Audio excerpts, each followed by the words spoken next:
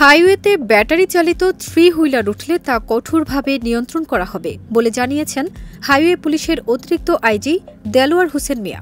২৬ March দুপুরে গাজীপুরের কালিয়াকৈরে ঢাকা টাঙ্গাইল মহাসড়কে ঈদ যাত্রাকে কেন্দ্র করে পরিদর্শনে এসে তিনি এসব কথা বলেন।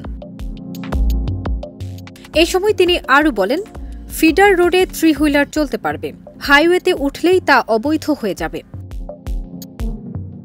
এডিশনাল আইজি আরও বলেন, ৪,০০০-এর অধিক পুলিশ সদস্য, ৮২০টি টহল দল, ৩০০টির অধিক চেকপোস্টের মাধ্যমে মোটরসাইকেল পেট্রোলিং, ড্রোন মনিটরিং ও ওয়াচ টাওয়ারের সহযোগে মহাসড়ককে শৃঙ্খলা বিধান করা হবে। খোলা ট্রাক ও বাসের ছাদে ভ্রমণ থেকে যাত্রীদের নিরুৎসাহিত করেছেন। সেই সাথে চালকদেরকে ক্লান্ত অবস্থায় গাড়ি চালানো, ওভারট্রেকিং থেকে বিরত থাকা এবং দ্রুত গতিতে গাড়ি চালাতেও বারণ করেছেন এডিশনাল আইজি।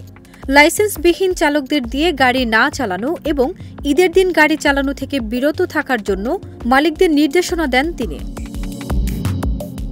পরে তিনি মহাসড়কের নিরাপত্তা ব্যবস্থা পরিদর্শন করেন। এ সময় হাইওয়ে পুলিশের ঊর্ধ্বতন কর্মকর্তারাও উপস্থিত ছিলেন। ঈদে ১ কোটিরও বেশি মানুষ ঢাকা ছাড়বে। আমরা হাইওয়ে পুলিশ এবং জেলা পুলিশের সমন্বয়ে ৪,০০০-এর অধিক পুলিশ সদস্য, ৮২০টি টহল দল এবং ৩০০টির অধিক চেকপোস্টের মাধ্যমে আমাদের উপর অর্পিত দায়িত্ব আমরা পালন করব। সময়ের চেয়ে জীবনের মূল্য অনেক বেশি। ঝুঁকিপূর্ণ ও নিরাপদ ভ্রমণ থেকে আপনারা বিরত থাকুন। ফারজানা নিকিতা, দেশ রূপান্তর।